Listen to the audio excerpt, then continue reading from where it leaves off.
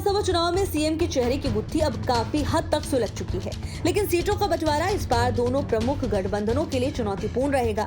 महागठबंधन में आरजेडी कांग्रेस की सीटों में कटौती करना चाहती है, जबकि कांग्रेस इसके लिए तैयार नजर नहीं आ रही। तो वहीं एनडीए में चिराग पासवान और उपेंद्र कुशवाहा को सीटें देने के लिए किसकी सीटें कम होंगी, ये भी अभी साफ नहीं हुआ है। महागठबंधन ने एकजुट होकर तेजस्वी यादव को सीएम उम्मीदवार के रूप में घोषित कर दिया। एनडीए ने भी सीएम उम्मीदवार की घोषणा में झिझक को तोड़ते हुए नीतीश कुमार को ही अपना नेता माना है। बीजेपी के चुनाव प्रभारी मनोहर लाल ने साफ कर दिया कि नीतीश कुमार के नेतृत्व में ही चुनाव लड़ा जाएगा और उनकी अगुवाई में अगली सरकार बनेगी। अब सारी निगाहें सीटों के बंटवारे पर हैं। दोनों गठबंधनों ने इस मुद्दे पर कोई स्पष्ट कदम नहीं उठाया। यदि कदम उठाए भी गए हैं तो उनका कोई ठोस परिणाम सामने नहीं आया है।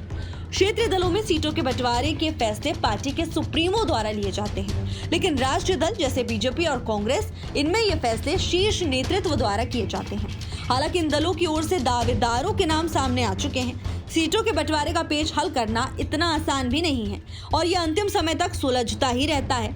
इस बार स्थिति और भी दिलचस्प है, क्योंकि महागठबंधन में कुछ नए साथी शामिल हुए हैं, जबकि एनडीए में लोजपा आर के चिराग पासवान और आरएलएम के उपेंद्र कुशवाहा को भी हिस्सेदारी दी जानी है।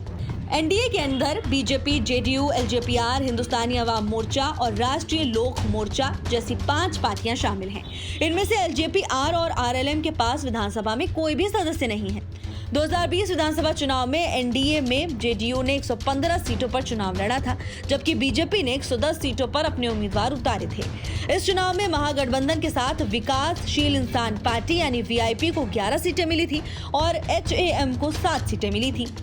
हालांकि इस बार वीआईपी महागठबंधन का हिस्सा बन चुकी है, जबकि उपेंद्र कुशवाहा की आरएलएम और चिराग पासवान की एलजेपीआर नए सदस्य बने हैं। चिराग पासवान पहले से ही 40 सीटों और जीतन राम मांझी 20 सीटों की मांग करते रहे हैं, जबकि बीजेपी और जेडीयू ने अब तक अपने पत्ते नहीं खोले।